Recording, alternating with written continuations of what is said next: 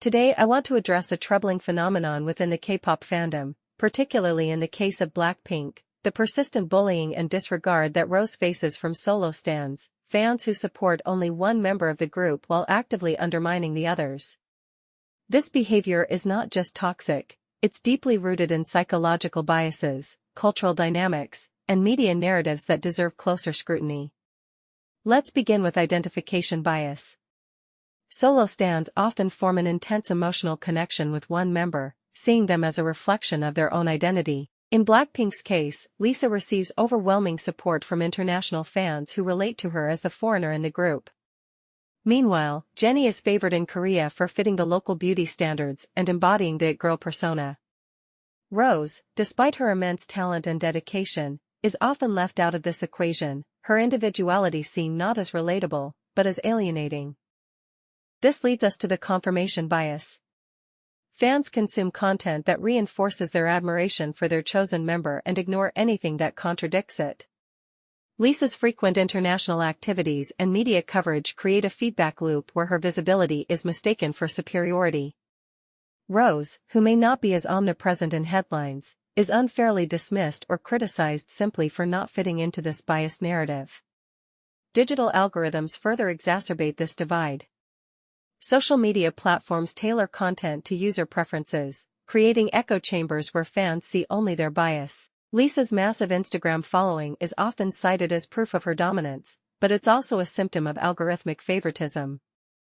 This digital bubble isolates fans from appreciating the group as a whole, and Rose becomes collateral damage in this skewed perception. Then there's the internal competition within the fandom. Solo stans treat members as rivals, not teammates. When Rose collaborates with respected artists, some fans go out of their way to predict failure or discredit her achievements, something they never do when Lisa works with controversial figures.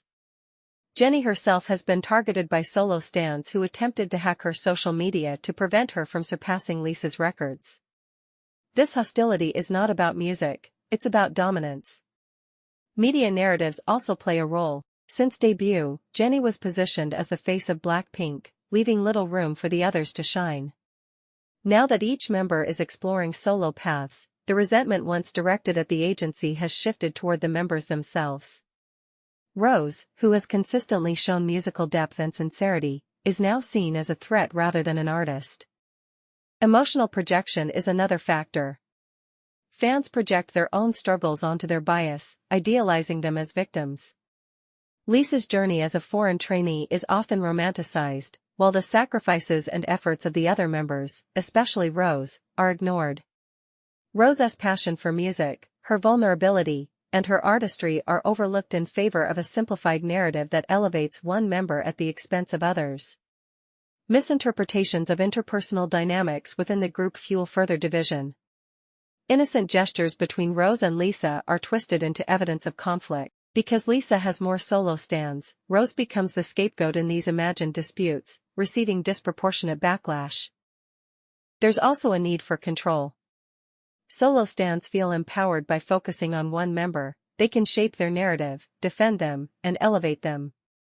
Supporting the entire group requires embracing complexity, nuance, and shared growth, something many are unwilling to do. The rise of individual fandom names for each member has only deepened this fragmentation. Rose's global appeal, especially among non-K-pop fans, has sparked jealousy.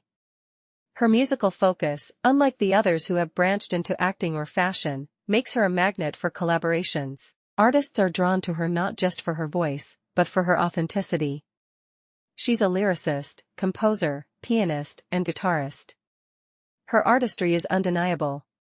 Yet, instead of celebrating her, solo stans attack her, claiming she's too thin, that her records are undeserved, or even attempting black oceans during her solo stages.